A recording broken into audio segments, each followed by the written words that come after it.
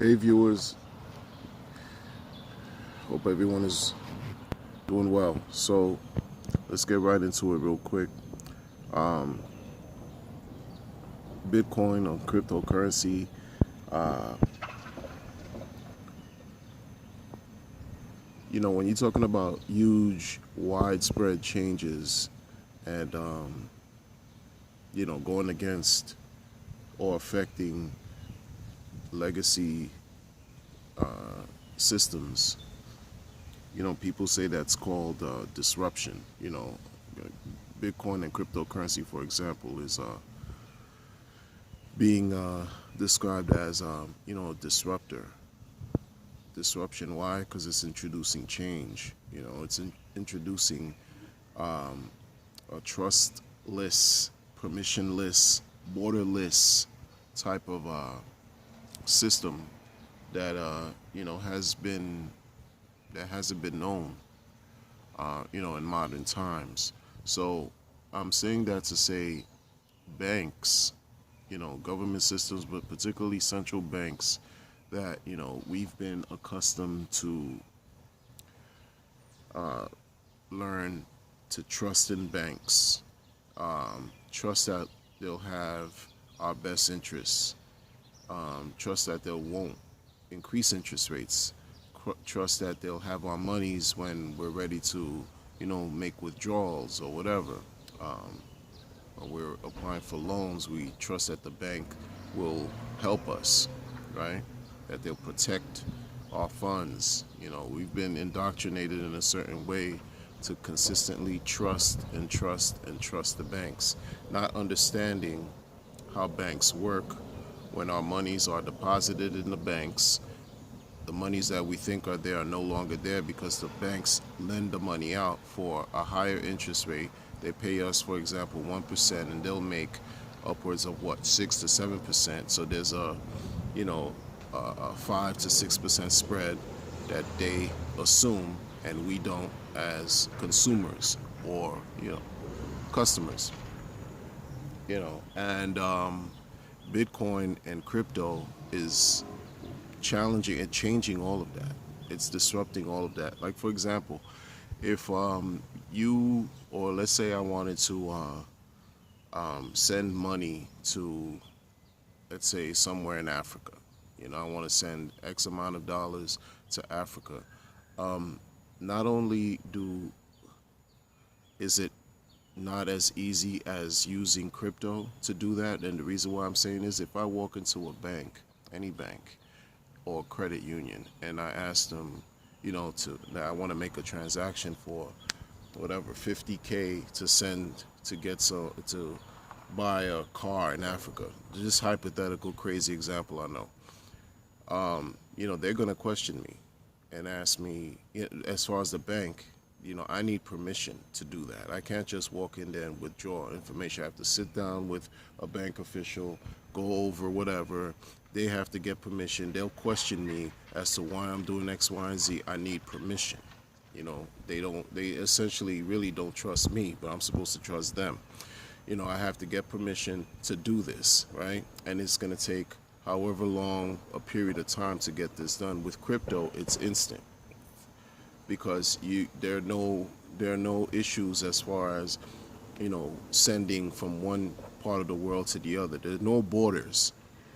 It's borderless, okay, and it's pretty direct. You can trust in the blockchain, and the other receiving, and people can trust the blockchain because it's decentralized. Everyone can see what's going on. Everyone can see the transactions taking place.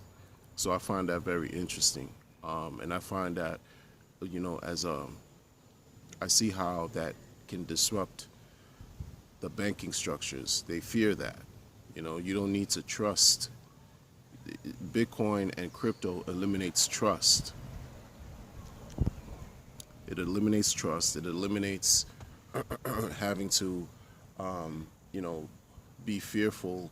Or, I'm not gonna say fearful, but again, it eliminates you needing to trust that you have to pay X amount of fees for this third party. It's you and the other person. That's it. There's no middleman. It's you and the other person. It's pretty direct, right? And I think that's huge. And I could see and understand a little bit better. I'm learning about all this, and again, this is not financial advice, but I can see how and why bank leaders, have spoken against cryptocurrency and Bitcoin. I can understand why. I can understand because they understand what crypto is doing. They understand what Bitcoin is, the effects and how the disruption is going to be massive against them, because who's being rewarded in all of this? Who are receiving the rewards? It's not the banks.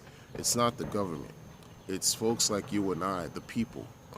The transference of wealth from one entity to the next. This is what's taking place. The greatest transference of wealth that man has known, they're saying. That's what they're equating cryptocurrency. They're describing cryptocurrency as. And, people in the industry are saying this is the greatest transference of wealth from the powers that be by way of central banks, government structures, back into the hands of the people.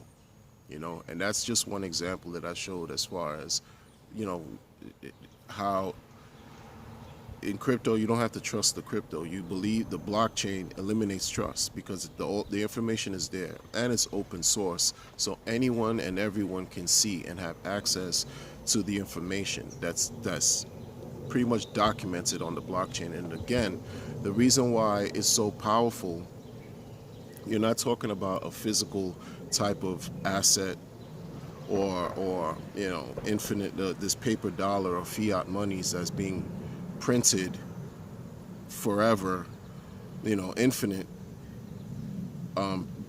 creation of money that creates hyperinflation.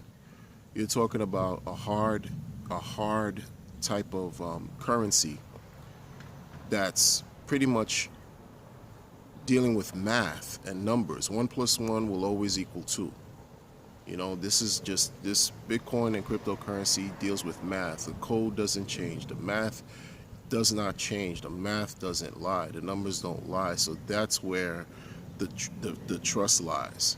And the banking system doesn't work that way. So there you have it. That's one example. It's just a lot more complex. I'm not a financial advisor. This is not, what I'm trying to say, convince people. I'm just sharing information again and learning about how fascinating and incredible things may turn out to be by way of, the advent of crypto. It's only been 10 years old. Cryptocurrency is only 10 years old versus decades old. How untold, we don't know I don't know.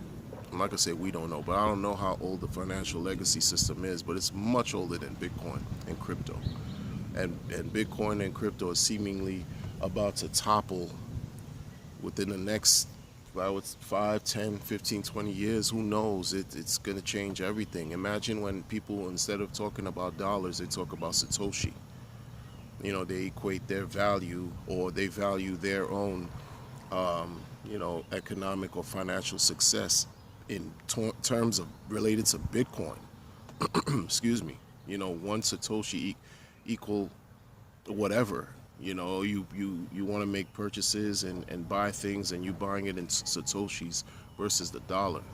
I mean, instead of talking about the dollar, the change, and what I'm saying is this, just like with the advent of the internet, and young people understand this, and what I mean by young people, they call the millennials. They understand the digital age, especially with the advent of the internet and peer-to-peer file transfers, like with using things on the internet, like with BitTorrent and things like that, sharing files, music, remember Napster and all that stuff.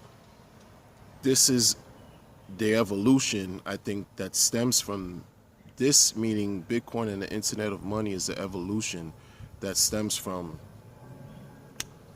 progress, or I guess change, that's completely disrupting. They don't make CDs anymore. Music I don't know if they do, but people, it's all about streaming and all these other types of mediums, that people listen to music, as far as, the change that's occurred. So why not? Why can't people see and understand that this is where money is going? This is the paper dollar slowly seems like it's losing its value. It's dissolving. The congressional leaders are afraid of the dollar losing its power and its sovereignty and relinquishing it to Bitcoin because Bitcoin is empowering whoever believes in Bitcoin, which it seems like it's growing. The masses are catching wind, and we'll see where things go. If you like the content, leave a comment. Let me know what you think, yay or nay. And as always, hope you're doing well. Be well, stay safe, and I'll talk to you later.